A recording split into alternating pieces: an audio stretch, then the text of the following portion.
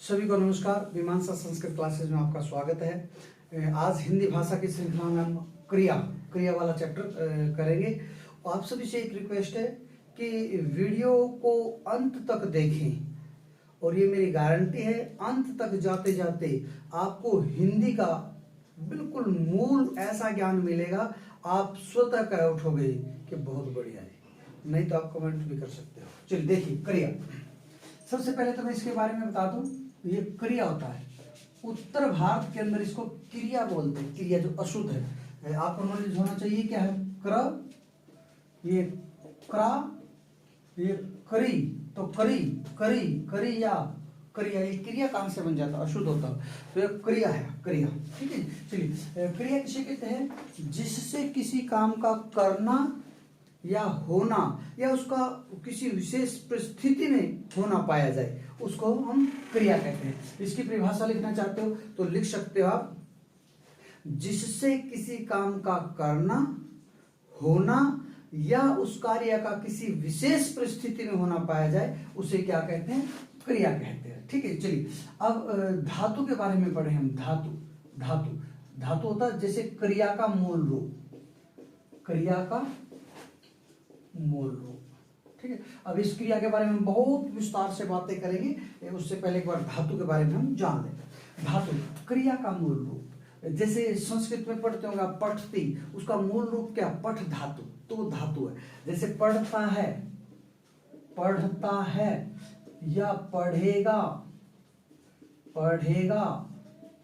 या पढ़ा, इन सब का मूल क्या है, पढ़, इससे बना। तो ये क्रिया का जो मूल रूप होता है वो हमेशा धातु होता है। इसको हमेशा ध्यान रखिए। क्रिया का मूल रूप क्या कहलाता, धातु कहलाता। इसके 5 भेद है। एक बार आपका एस्टेट में भी आया था 5 भेद। किसके कितने भेद है, धातु के कितने, 5 प्रकार का होता है।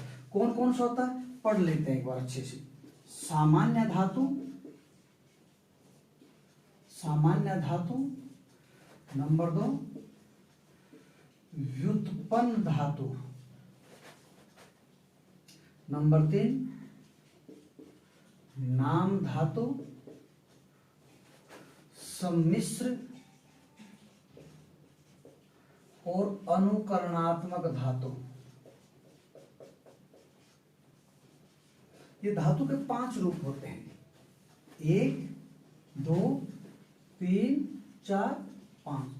हम क्या करते हैं, चीजों को इतना कठिन करके पढ़ते हैं कि वो कैसे होता है। अब बिल्कुल जितना आप सहज भाव से पढ़ेंगे, जितना चीजों को आसान करके पढ़ेंगे, उतनी आएंगे। ये धातु के 5 रूप होते हैं, पढ़ लेते हैं। सामान्य धातु, इसमें धातु के साथ ना लग जाता, ना, जैसे पढ़ना, खाना, जाना, आना, जीना, मरना। सामान्य धातु के साथ ना लग जाता है तो ये सामान्य धातु बन जाती है। इस सामान्य धातु के बारे में मैं एक चीज और बताता हूं। ये जो शब्द होते हैं, ये सामान्य धातु होते हैं, ये भाववाचक संज्ञा भी होता है, भाववाचक संज्ञा। ठीक है ना। अगर आपको भाववाचक संज्ञा विस्तार से समझनी है तो मेरा तीसरा वीडियो नंबर 3 संज्ञा का है, मेरे चैनल पे जाके अच्छी तरीके से आप देख सकते हो। भाववाचक संज्ञा जैसे होता क्या, मैं बता देता हूं। जिन शब्दों के अंत में अन लगता है, अन, वो भाववाचक संज्ञा होता है। जैसे पठन, जागरण, लेखन। ये जब इनका हिंदी से तद्भव रूप आया तो ये ऐसे आ गए। जैसे पठन का बन गया पढ़ना, जागरण का बन गया जागना, लेखन का बन गया लिखना, शयन का बन गया सोना। ये दोनों भाववाचक है। ये तत्सम है संस्कृत के, ये बिगड़ के हिंदी में ये बन गए तो तद्भव। तो बाई चांस सामान्य धातु भी बिल्कुल यही होती है। कोई कैसे भी घुमा के प्रश्न पूछ ले, इसमें आपने गड़बड़ नहीं करनी है। चलिए ठीक है, अब आगे बढ़ते हैं। व्युत्पन्न वो धातु होते हैं जो कहीं ना कहीं हम प्रेरणार्थक क्रिया पढ़ेंगे। प्रेरणार्थक क्रिया। वैसे प्रेरणार्थक क्रिया का मैं अभी टॉपिक विस्तार से इसके बाद विस्तार से पढ़ाऊंगा, तब और समझ में आ जाएगा। जब कर्ता स्वयं काम नहीं करता, किसी और से करवाता है, जैसे वह बच्चे से पाठ पढ़वाता है या पढ़ाता है, वह नौकर से दरवाजा खुलवाता है, तो जब कर्ता क्रिया स्वयं न करके किसी और से करवाए तो प्रेरणार्थक क्रिया होते हैं। जब धातु के रूप में लेंगे तो वो व्युत्पन्न धातु कहलाती है। व्युत्पन्न धातु जैसे पढ़ना, इसका व्युत्पन्न रूप क्या बन गया? पढ़ाना या पढ़वाना। क्योंकि जो प्रेरणार्थक क्रिया तो इसके दो रूप होते हैं, प्रथम प्रेरणार्थक रूप पढ़ाना, द्वितीय प्रेरणार्थक रूप पढ़वाना। जैसे लिखना, तो इसमें लिखाना या लिखवाना। लिखवाना तो प्रेरणार्थक के दो रूप होते हैं, ठीक ना। गाना या भेजना, भिजवाना, ठीक ना। जैसे इसका प्रथम नहीं बनता, भेजना, भिजाना नहीं करते हम, अक्सर भाषा में प्रचलन नहीं है, तो भिजवाना, ठीक है ना। ऐसे नाचना, इसके दोनों बन जाएंगे नचाना या नचवाना, ठीक ना। जब नाचना क्रिया होती है तो कर्ता स्वयं नाचता है, जब नचाना होता तो कर्ता नहीं नाचता, किसी और को नचाता है, और नचवाना किसी और को नचवाता है। तो ये ऐसे जो रूप आ जाए तो ये प्रेरणार्थक क्रिया होती है। जहां धातु की बात करें तो ये व्युत्पन्न धातु होती है। तो मेरे ख्याल से आपको यहां तक समझ में आ जाना चाहिए, ठीक है। आगे नाम धातु, मुझे थोड़ा साफ करना पड़ेगा। आप नोट्स साथ साथ बना सकते हो, वीडियो को जूम कर सकते हो, रोक सकते हो। अगर वीडियो अच्छा नहीं चल रहा तो इसकी क्वालिटी अच्छी बढ़ा सकते हो। जैसे आप 3 डॉट्स होते हैं उनको पिन करोगे तो क्वालिटी का आ जाएगा, क्वालिटी बढ़ा लीजिए। अगर आपका नेट अच्छा तो बहुत अच्छी वीडियो चलेगी। नाम धातु, इसमें क्या होता है? संज्ञा, विशेषण और सर्वनाम, इन तीनों को नाम कहते हैं। नाम, ठीक ना। आप कहोगे जी नाम तो संज्ञा को कहते हैं। अगर आप पुराने व्याकरण में देखें तो शब्द 4 ही प्रकार के थे, नाम, आख्यात, उपसर्ग और निपात। तो नाम में सारे आ जाते थे। आख्यात क्रिया होता है, उपसर्ग होता है, निपात अव्यय होता है। तो ये संज्ञा, सर्वनाम, विशेषण सारे नाम में ही आ जाते थे। तो ये शब्द वहीं से बना है। तो ये बाद में जाके अलग अलग हुए, अलग अलग पढ़ाए जाने लगे, ये भेद कह लो, उसके हैं ही सारे नाम। तो नाम धातु, ये 3 प्रकार के शब्द जब धातु का रूप ग्रहण कर ले तो ये बन जाते हैं नाम। है तो ये नाम, संज्ञा, सर्वनाम, क्रिया बन गए, धातु क्रिया बन गए, तो ये नाम धातु होते हैं। जैसे बात है, लाज है, ठीक है जी। तो ये दोनों शब्द कैसे हैं? ये दोनों शब्द भाववाचक संज्ञा है। बतियाने का भाव बात, लजाने का भाव। पर देखो बतियाना या लाज से लजाना, ठीक है। या जैसे फिल्म से फिल्माना। तो ये सारे के सारे है, तो ये सारे के सारे क्या नाम है? नाम, पर बन के ये आपकी क्रिया, ठीक है ना। तो फिल्म से फिल्माना, ऐसे हाथ, हथियाना, ठीक है ना। तो ऐसे करके ये सारे सारे संज्ञा शब्द थे, पर बन गए धातु। विशेषण जैसे गर्म है, गरमाना, या जैसे चिकना है, चिकनाना, ठीक ना। या जैसे मस्त है, मस्त भी एक गुण है, ठीक ना। तो मस्ताना,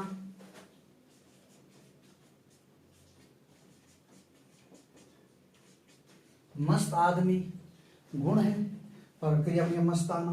तो ऐसे करके ये जैसे सर्वनाम है अपना, मैं यहां लिख देता हूं फिर साफ कर देंगे। अपना, अपनाना। तो ऐसे करके ये जैसे ये विशेषण है, ये संज्ञा है, ये सर्वनाम। तो ये ऐसे करके है, तो ये सारे के सारे संज्ञा, सर्वनाम या विशेषण बन जाते हैं क्रिया का मूल रूप धातु, ठीक है। चलिए मेरे साथ समझ में आ गया होगा आपको, मैं इसको साफ किए देता हूं, ठीक है। अब आगे देखते हैं सम्मिश्र धातु। ये वही धातु होती है जो क्रिया का बाद में जाके संयुक्त क्रिया का रूप ले लेगी। संयुक्त क्रिया, जिसको आप संयुक्त क्रिया कहते हो, वो उसका मूल रूप सम्मिश्र धातु होता है। बस इतना सा फर्क है। जब दो अलग अलग अर्थ देने वाली क्रिया मिल जाए, फिर बता रहा हूं, अलग अलग अर्थ देने वाली, ठीक ना, अलग अलग अर्थ देने वाली क्रियाएं मिलकर ठीक ना संयुक्त क्रिया बन जाती हैं, और उस क्रिया का जो मूल रूप होता है वो सम्मिश्र धातु होता है। बस इतनी सी बात है। चूंकि मैं धातु समझा रहा हूं तो मैं धातु की ही बात करूंगा। दो अलग अलग अर्थ देने वाली धातुएं मिलकर सम्मिश्र धातु बनती है, दो अलग अलग अर्थ देने वाली क्रियाएं मिलकर संयुक्त बनते हैं। एक ही बात है, ठीक है। जैसे उदाहरण लेंगे, आ जाना। अब आना और जाना दो विपरीत अर्थ देने वाली, अलग अलग भी नहीं बल्कि एक दूसरे के विपरीत, आना जाना अलग अर्थ देने वाली, पर मिलकर एक अर्थ दे दिया, ऐसी होती है सम्मिश्र धातु। जैसे बैठ जाना, चल बसना, दिखाई देना, काम करना, तो एक अलग अलग है, ठीक है। तो इस प्रकार की जो होती है वो सम्मिश्र धातु होती है, और ये जब पूर्ण रूप ग्रहण कर लेती हैं तो संयुक्त क्रिया कहलाती है। एक ही बात समझ में आ गया होगा अच्छी तरीके से। साथ साथ नोट्स बनाते जाइए। पुस्तकस्थातु या विद्या पर हस्तगतम धनम कार्य काले समुत्पन्ने न स विद्या न तद धनम। पुस्तकों में लिखी हुई विद्या और दूसरे के हाथ में गया हुआ धन समय आने पर दोनों ही काम नहीं आती। तो वीडियो में पढ़ी हुई विद्या आपके किसी काम की नहीं है, विद्या वही है जो वीडियो से आपके कंठ में आ गई है, ठीक है। चलिए, समझदार हो आप काफी, मुझे ज्यादा बताने की जरूरत नहीं होती। अनुकरणात्मक, ऐसी धातु जो किसी ध्वनि के अनुकरण से बनी है ना, ध्वनि के अनुकरण से, ध्वनि का अब किसी के भी हो, जैसे ये ध्वनि है, इससे भी धातु बन गई खटखटाना, ठीक है जी, खटखटाना। अब खटखटाना कोई नाम थोड़ी है, पर धातु है। हिनहिनाना, हिनहिनाना या भनभनाना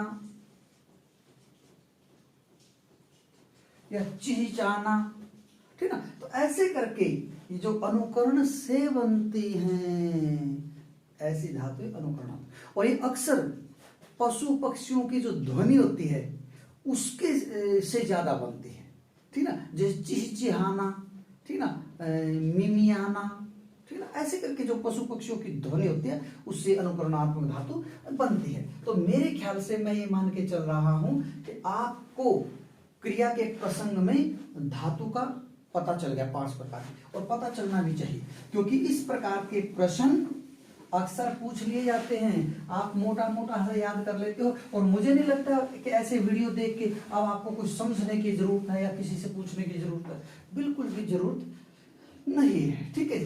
चलिए, अब मैं एक बार क्रिया के बारे में बता दूं। क्रिया का मूल रूप आपने पढ़ लिया।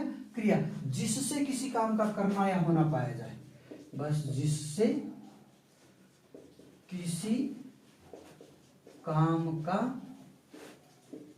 करना या होना पाया जाए, ठीक है। तो ये मूल रूप है क्रिया का, ये आगे क्रिया, जैसे वह पढ़ रहा है, तो पढ़ रहा है ये एक क्रिया होगी, ठीक। जैसे या वे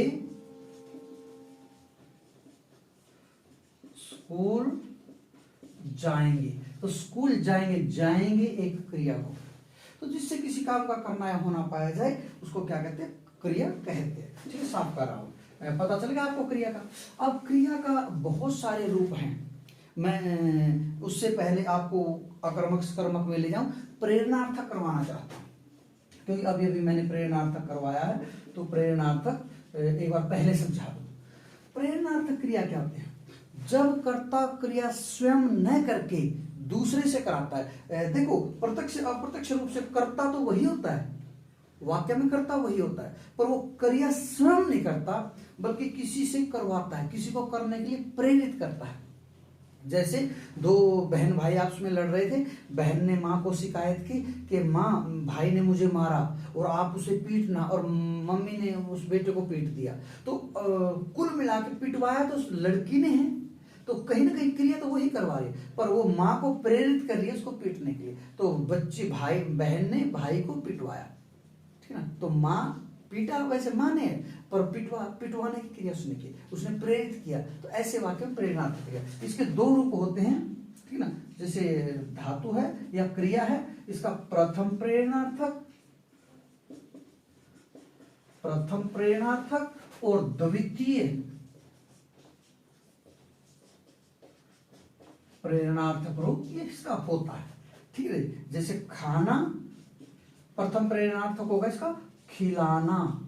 जब आप खाते हो तो खुद क्रिया करते हो खाने की, जब आप खिलाते हो तो आप खाने की क्रिया खुद नहीं करते बल्कि किसी और से करवा रहे हो, खाना क्रिया किसी और से करवा रहे हो, तो ना खिलाना। और ये खिलवाना, और ये बड़ी मजे की बात है कि ये प्रेरणार्थक क्रियाएं इंग्लिश में नहीं होती, ये सुविधा हिंदी भाषा में और संस्कृत भाषा में है। अगर आपको इंग्लिश बनानी पड़ जाए कि सपेरा सांप को नचाता है तो डायरेक्ट क्रिया नहीं मिलेगी, तो snake is danced by snake charmer ऐसे बनाना, वॉइस में बनाना पड़ेगा। पर हमारे हिंदी भाषा में ये सुविधा है कि हम डायरेक्ट उसमें बदल सकते हैं। जैसे पीना तो पिलाना, और पिलवाना। देखना दिखाना और दिखवाना। तो मेरे ख्याल से ऐसी क्रियाएं आप अक्सर कर सकते हो, कोई दिक्कत उनमें नहीं होनी चाहिए, ठीक है जी। चलो मैं इसको साफ कर रहा हूं। प्रेरणार्थक रूप के बारे में आपको पता चल गया।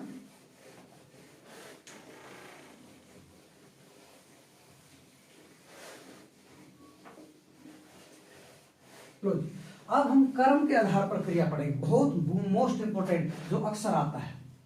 कर्म के आधार पर क्रिया। कर्म के आधार पर क्रिया दो प्रकार की होती है। नंबर एक अकर्मक, नंबर दो सकर्मक, ठीक है। ये दो प्रकार की क्रिया आप करोगे, अकर्मक और सकर्मक। अकर्मक क्रिया वो नहीं होती जिनके साथ कर्म नहीं है, ये कहो जिनके साथ किसी भी परिस्थिति में कर्म कारक नहीं आ सकता, ठीक है ना। क्या परिभाषा हुई इनकी? जिन क्रियाओं के साथ किसी भी परिस्थिति में कर्म कारक नहीं आ सकता। आप कैसे भी उसके साथ कर्म कारक का प्रयोग तो कर ही नहीं सकते। जैसे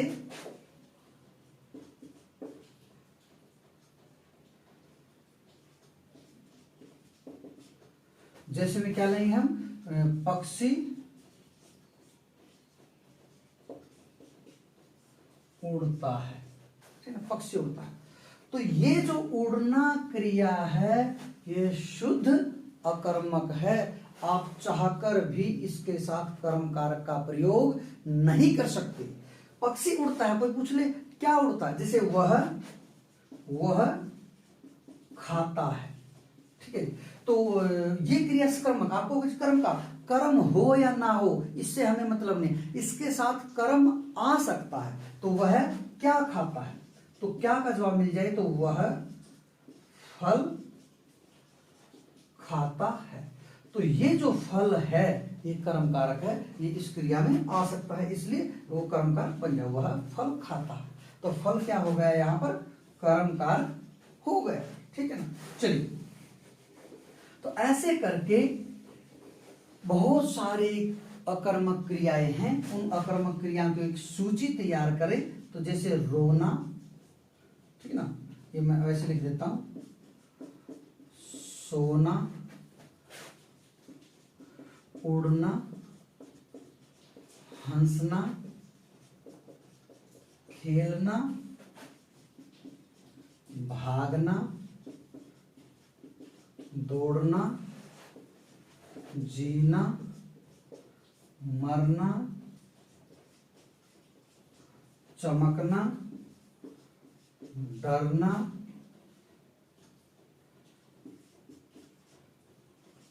नाचना, ठीक ना। तो इस प्रकार से जो इस तरह की क्रियाएं होती है, ठीक ना, वो सारी की सारी या बढ़ना, घटना, ठीक ना। तो इस तरह की ये दुनिया भर की क्रियाएं हैं, ऐसी बहुत सारी है। तो इनको आप चाहकर भी इनके साथ कर्म कारक का प्रयोग नहीं कर सकते। जैसे मैं एक उदाहरण लेता हूं, दूसरा उदाहरण इसी जैसे लेता हूं, जैसे पक्षी आकाश में उड़ता है। अब पक्षी आकाश में उड़ता, कहीं है ना, ये कहते थे आकाश आ तो गया जी, आकाश में, ये अधिकरण कारक है, हमें अधिकरण कारक से मतलब नहीं है, हमें जो मतलब है वो है आपका केवल और केवल कर्म कारक से, ठीक है जी। जब तक कर्म कारक नहीं आएगा तब तक आप उसको कर्मक नहीं मान सकते। तो पक्षी आकाश में, अधिकरण तो आए, अधिकरण से मतलब नहीं है, कर्म कारक नहीं आना चाहिए, ठीक है ना। अब इन धातुओं में आप कोई भी ले लो, जैसे सूर्य चमकता है, तो वो ये थोड़ी बन सकता है, कर्म थोड़ी लगा सकते हो, क्या चमकता है, तो चमकता है। कई बार हम गलती क्या करते हैं, जैसे इसी उदाहरण को ले लेता हूं, सूर्य चमकता है। आपको एक नियम सिखाया जाता है कि क्रिया से पहले क्या लगा कर देख लो, क्या मुख्य क्रिया से पहले क्या लगा कर देख लीजिए, नियम लिख लो, मुख्य क्रिया से पहले क्या लगा कर देख ले, उत्तर मिले तो सकर्मक, नहीं तो अकर्मक। जैसे सूर्य क्या चमकता है, सूर्य क्या चमकता है, अब इस क्या का आपको कोई उत्तर नहीं मिल रहा, ठीक है ना, तो इसलिए ये अकर्मक है। अगर उत्तर मिल जाए, जैसे वह देखता है, तो मुख्य क्रिया से पहले लगाना क्या, वह क्या देखता है। अब इस क्या का उत्तर मिल सकता है, कोई फिल्म देखता है, या मृग को देखता है, या पशु को देखता है, मकान को देखता है, किसी को देखता है, तो इसका उत्तर मिल रहा, तो ये सकर्मक है, ये अकर्मक नहीं हो सकते। जिसका उत्तर ना मिले वो अकर्मक होता है, ठीक है ना। अब देखो, जैसे हम क्या कर देते हैं, जैसे सूर्य चमकता है, तो ये बोल रहे क्या चमकता है, उत्तर मिल तो गया जी, सूर्य चमकता है। अरे आपने कर्ता को नहीं छेड़ना है, मुख्य क्रिया से पहले क्या लगाना है, बस सूर्य भी बोलना है, सूर्य क्या चमकता है, किसी को घटाना छोड़ना है, मुख्य क्रिया से पहले क्या लगाना, ठीक है। तो सारी की सारी क्रियाएं क्या कहलाएंगी, आपकी अकर्मक क्रिया कहलाएंगी। एक जगह आप इस खेलना क्रिया को कहोगे कि तो सकर्मक है जी। खेलना क्रिया शुद्ध अकर्मक होती है, कैसे होती है बताता हूं। जैसे वह फुटबॉल खेलता है, क्या वो फुटबॉल को खेल रहा है या फुटबॉल से खेल रहा है, उत्तर आएगा जी फुटबॉल से खेल रहा है, तो खेलना क्रिया अकर्मक होती है, ठीक ना। वह कबड्डी को नहीं खेलता, वह कुश्ती को नहीं खेलता, कुश्ती नामक एक खेल से खेल रहा है, तो खेलना क्रिया अकर्मक, ठीक है। बाकी इसकी एक बहुत बड़ी पहचान बताता हूं आपको, पहचान, ठीक है ना, बड़ी गजब की पहचान है, गलत नहीं होगा। आप वाक्य को सामान्य भूतकाल में रखिए, सामान्य भूतकाल, बस। अगर कर्ता के साथ ने आ जाए, कर्ता जमा ने आ जाए, ये होता परसर्ग, कारक का चिन्ह परसर्ग कहलाता है, तो ने आ जाए, कर्ता जमा ने आ जाए और भूतकाल में रखना, तो समझ लेना सकर्मक है, सकर्मक। अगर कर्ता सिंगल है तो समझ लेना अकर्मक है। ये बहुत मोटी ही पहचान होगा। जैसे उसने खाया, अब आपको ये सामान्य भूत में रखना है, सामान्य भूतकाल में, उसने खाया, ठीक ना। क्या खाया, वो बात अलग है, ने आ गया तो पक्का सकर्मक है। इनमें लगा के दिखा दो आप, जैसे उसने उड़ा बन जाएगा, मतलब वह उड़ा। उसने रोया बन जाएगा, नहीं, वह रोया, वह सोया, वह हंसा, वह खेला। ये होता उसने खेला, नहीं, वह खेला, ये शुद्ध होता। वह भागा, वह दौड़ा, वह जिया, वह मरा, वह चमका, वह डरा, वह नाचा, वह बढ़ा, वह घटा। सामान्य भूत में लेके इसको एक बार चेक कर ले, अगर ने आ जाए तो पक्का कर्मक, ने का प्रयोग नहीं हो रहा तो अकर्मक। दूसरा, मैंने क्या का मुख्य क्रिया से पहले क्या लगा के देखा, तो मेरे ख्याल से अब आप अकर्मक में गड़बड़ नहीं करोगे। जो बाकी रह गया वो रह गया सकर्मक। जो बाकी रह गया वो क्या रहेगा, सकर्मक। जिन क्रियाओं में कर्म आ सकता है, कर्म कारक का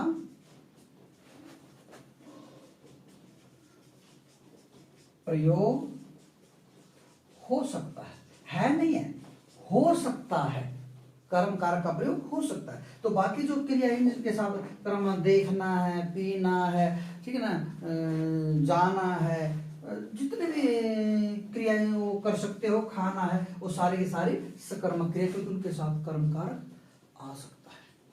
ठीक है, सकर्मक क्रिया का एक चीज और बताऊंगा मैं आपको, नोट कर लो। ये नियम आपको कहीं किसी बुक में नहीं मिलेंगे, बड़े इत्मीनान से सीख लीजिए। जितनी भी प्रेरणार्थक क्रियाएं होती हैं सकर्मक होती हैं। सभी प्रेरणार्थक क्रियाएं सकर्मक होती हैं। रट लो इस नियम को। जितनी भी प्रेरणार्थक क्रियाएं हैं सारी की सारी सकर्मक होती है। जैसे सोना, सुलाना, उड़ना, उड़ाना, इन जितने भी प्रेरणार्थक क्रिया, जैसे देखो वह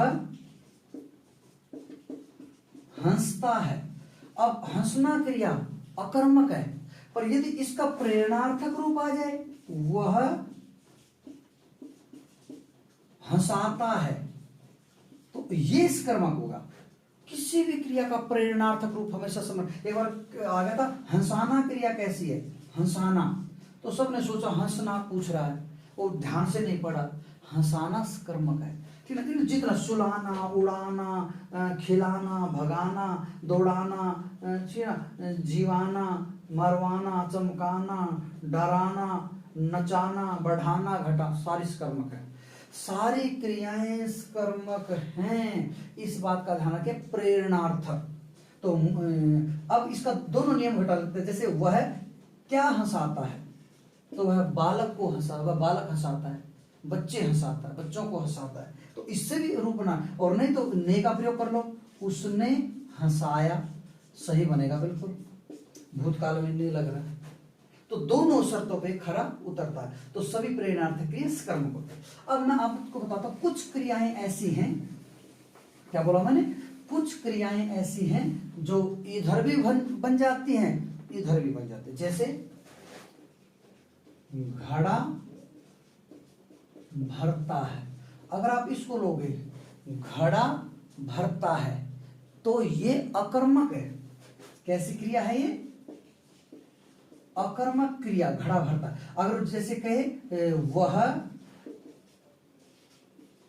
या मोहन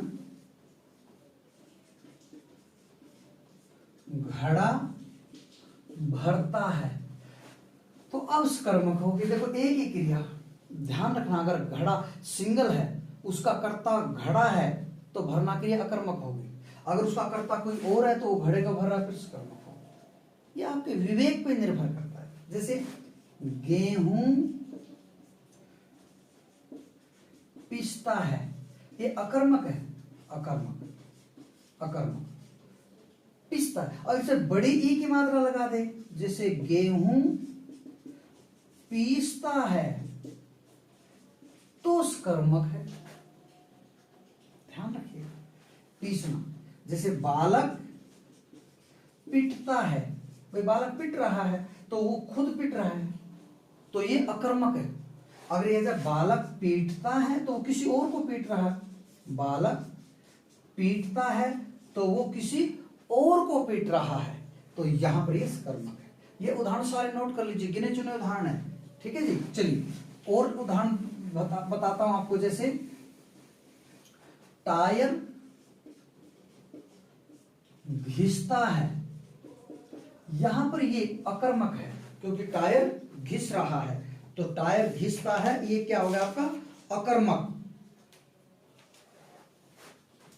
अगर आ जाए जैसे पुजारी चंदन घिसता है, तो जब पुजारी चंदन को घिस रहा है तो यहां पर क्रिया सकर्मक होगी। देखो एक ही जगह अकर्मक, एक ही जगह सकर्मक, ये तो नॉलेज आपको बनाना ही पड़ेगा। तो ऐसे करके ठीक ना, जब आ जाए तो ये अकर्मक और सकर्मक आप कमेंट्स करके, कोई भी आपको चीज नहीं आती 9991068799 पर मुझे व्हाट्सएप से मैसेज छोड़ो, बिल्कुल आपको, चाहे मुझे आधा घंटा लगे फोन पे, बिल्कुल आपको क्लियर करूंगा।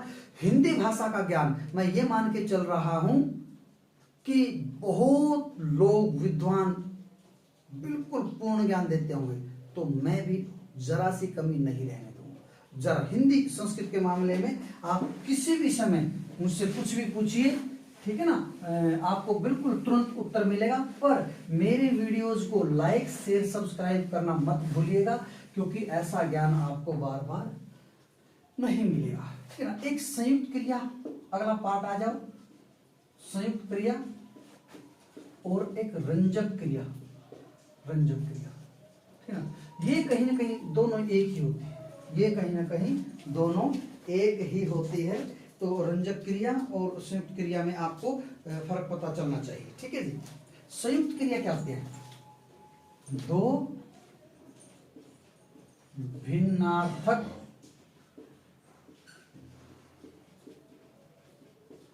क्रियाओं का मेल।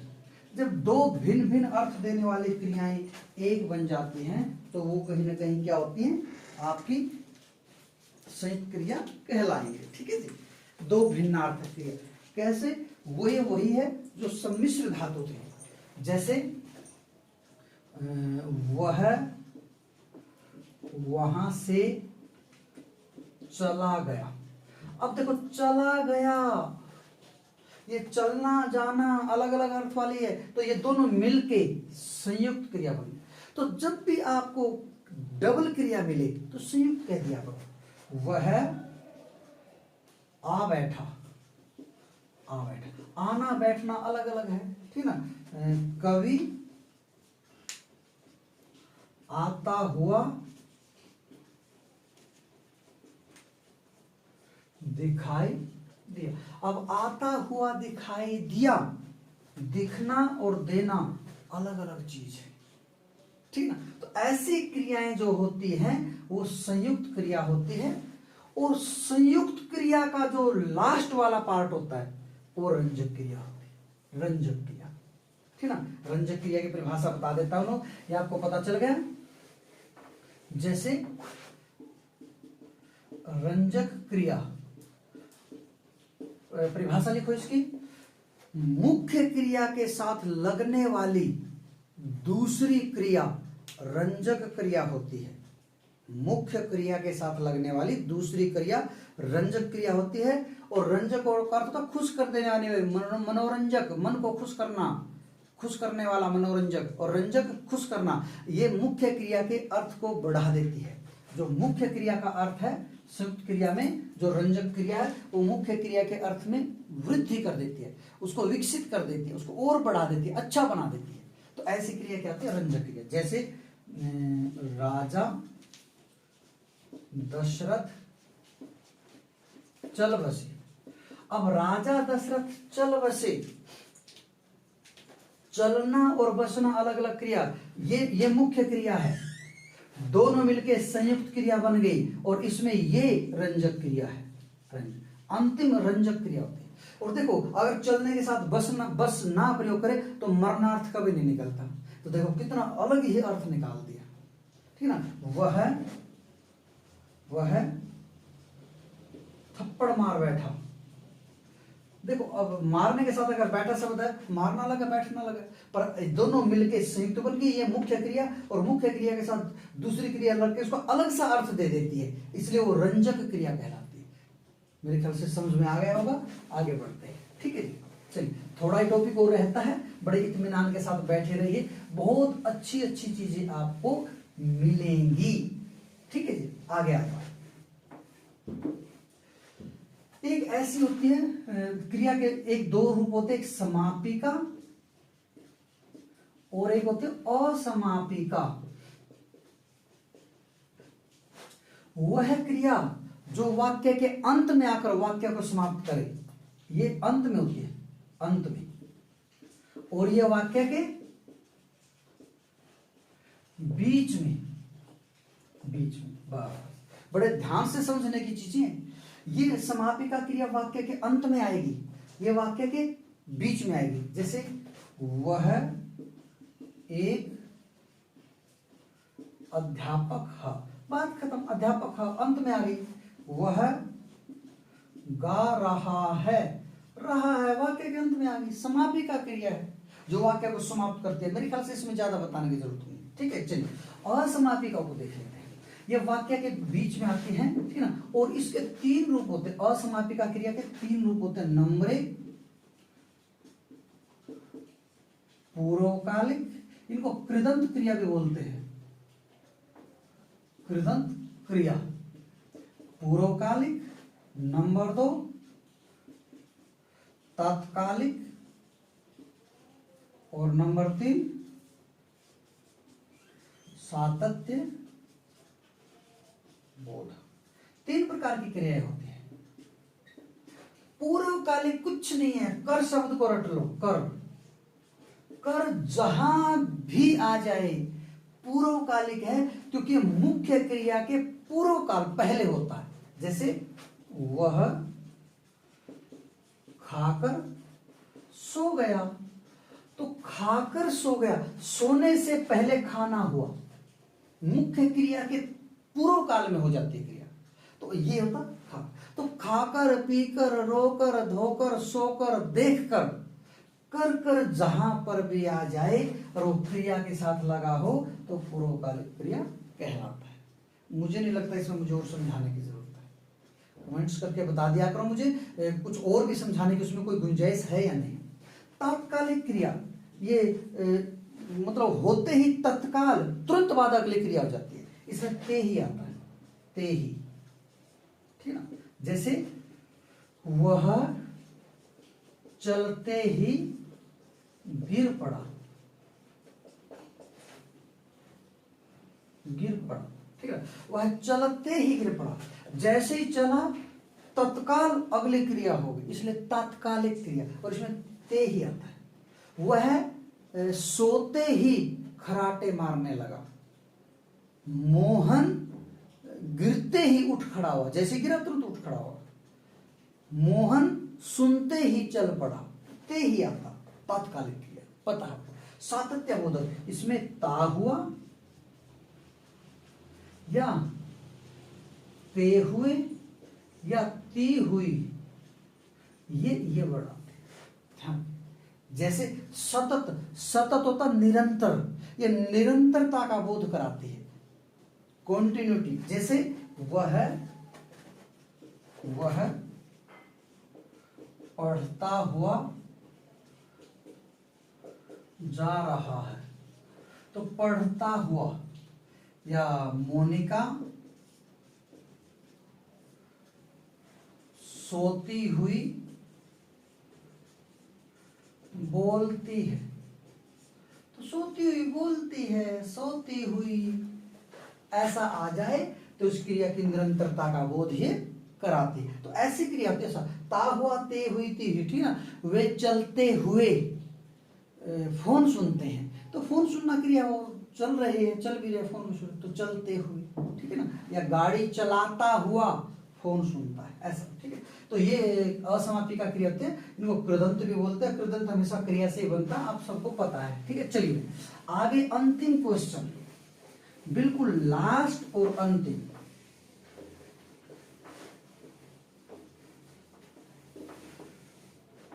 अंतिम प्रश्न है हमारा क्रियार्थ। क्रियार्थ, इसको वृत्ति भी बोल देते हैं, क्रिया की वृत्ति। पहले समझ लीजिए, अर्थ के 3 अर्थ होते हैं। अर्थ एक तो था मतलब, एक होता धन, और एक होता प्रयोजन। जैसे मतलब मेरी बात का क्या अर्थ है, मेरी बात का क्या मतलब है, ठीक है ना। या ऐसा कह सकते हो आप, जैसे धन, भारत की आर्थिक स्थिति कमजोर है, तो अर्थ से संबंधित स्थिति जो होगी वो आर्थिक स्थिति। या प्रयोजन है, जो प्रयोजन, जैसे विद्यार्थी में जो अर्थ है वो प्रयोजन अर्थ में है, दर्शनार्थ, दर्शन के प्रयोजन से जा रहे हैं, ठीक है। तो यहाँ पर क्रियार्थ मतलब क्रिया का क्या प्रयोजन है, ये अर्थ लेंगे। मतलब क्रिया क्या कहना चाहती है, क्रिया क्या कहना चाहती है, या वृत्ति, क्रिया की वृत्ति कैसी है, क्रिया की वृत्ति कैसी है। वृत्ति का आदत, जैसे किसी की भिक्षा वृत्ति है तो वो भीख मांगता है, ठीक है ना। किसी की वृत्ति अच्छी नहीं है तो हम कह देते हैं ना भाई इसकी आदत अच्छी नहीं। तो क्रिया वाक्य में किस रूप में, उसका क्या नेचर है, नेचर ऑफ वर्ब, ये क्या कहलाता, क्रिया या वृत्ति। अगर ये पूछ ले तो ये 6 होती है, 6, ठीक है ना। बड़ा आसान प्रश्न है, कुछ है, होता कुछ नहीं है, आपके समझने पे निर्भर करता, आप उसको आसान करके सहजता से समझते हो या मुश्किल करके समझते हो। इसी चीज को आप 10 दिन टक्कर मारे जाओ तब भी समझ में ना आए क्या पता, और एक वीडियो देख लो सारे का सारा, पढ़ने की जरूरत नहीं पड़े। चलो 6 प्रकार की क्रिया हम देखते हैं। नंबर 1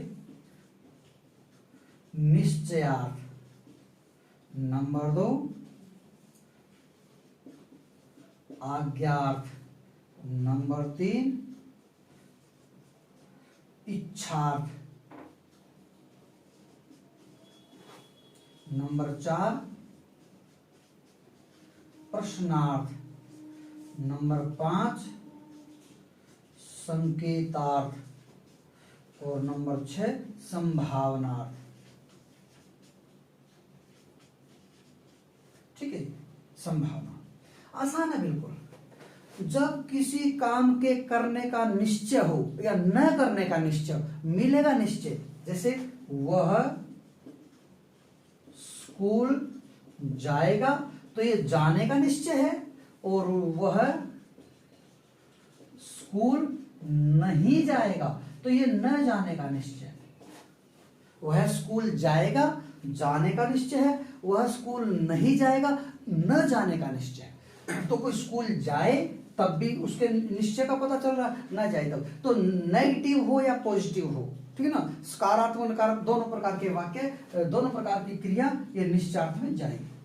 आगे अर्थ से तुम पढ़ो, धीरे चलो, यहां बैठो। तो यहां आज्ञा दी गई है, मेरे ख्याल से पता है सबको, ऐसे वाक्य आज्ञा। तो इच्छार्थ वाक्य में आपको एक चीज नोट करनी पड़ेगी, इच्छा शब्द को नहीं देखना, इच्छा की भावना देखना। जहां पर भावना हो, इसमें केवल और केवल सारा खेल भावना का है, बस इच्छा की भावना होनी चाहिए। जैसे यशस्वी भाव हो, या चिरंजीव हो, चिरंजीव बनो, या बहादुर बनो, ठीक है। तुम्हारे घर पुत्र पैदा हो, सारी इच्छाएं हैं, ठीक है ना। तुम देशभक्त बनो, अभी आज्ञा नहीं है कि तुम्हें देशभक्त बना, भाई ऐसा तुम्हारा संस्कार ऐसे हो, देशभक्त बनो। तो ऐसे करके इच्छा नहीं देखनी है, इच्छा की भावना देखनी है, ठीक है। प्रश्नार्थ का आपको पता है, जिसके पीछे क्वेश्चन मार्क लग जाए वो क्रिया प्रश्न। क्या तुम दिल्ली जाओगे, ठीक है ना, तुम क्या खाओगे, ठीक है ना। तो ऐसी क्रिया प्रश्न बनाते हैं। संकेतार्थ में यदि तो का खेल है, यदि और तो। यदि वर्षा होगी तो फसल अच्छी होगी, यदि मेहनत करोगे तो पास हो जाओगे, ऐसी क्रिया संकेतार्थ होती है। यदि तो संभावना में होते हैं, दोनों शब्द आ जाते हैं, संभावना और आशंका, ये संभावना दोनों, ठीक ना। हो सकता है ऐसा शब्द भी आ जाए, हो सकता है, ठीक ना। तो ऐसे शब्द मिलेंगे। अच्छी चीज की संभावना होती है, बुरी चीज की आशंका होती है। कल वर्षा होने की संभावना, वर्षा की हम इंतजार करते हैं पर बाढ़ आने की आशंका है। तो जब बुरी चीज होती है आशंका, अच्छी चीज संभावना, हो सकता है ऐसा भी होता है। जैसे कल बाढ़ आने की संभावना है, वर्षा होने की संभावना है, कल मेहमान आने की संभावना है, ठीक ना, तो फसल अच्छी होने की संभावना है, पर ओले पड़ने की आशंका, ऐसे शब्द आ जाए तो ये संभावना है। हो सकता है ऐसा भी, हो सकता है वह कल चला जाए, हो सकता है वह कल आ जाए, और एक प्लस होगा शब्द, होगा, होगा जब भी होगा वो संभावना बुलाए, वह आता होगा, वह जाता होगा, उसने देखा होगा, संभावना है, पता नहीं हमें पक्का। तो ऐसे करके 6 प्रकार का क्रियार्थ होता है। तो मेरे ख्याल से आपको क्रिया बहुत बढ़िया से समझ में आई। मैंने कितना प्रयास किया वो सब आप लोग ही बता सकते हो। तो वीडियो को शेयर किया करो, लाइक किया करो, कमेंट्स जरूर दिया करो। कमेंट्स से हमें पता चलता है कि हमें कितना इंप्रूवमेंट करना है या आपको कितना बेहतरी से समझ में आया। तो उत्साहवर्धन के लिए कमेंट्स भी जरूर किया करो। और जो भी इस वीडियो को देखे एक बार मीमांसा संस्कृत क्लासेस के बारे में कम से कम 10 स्टूडेंट्स को और बताएं। आपका बहुत बहुत धन्यवाद। आपका दिन शुभ रहे। नमस्कार।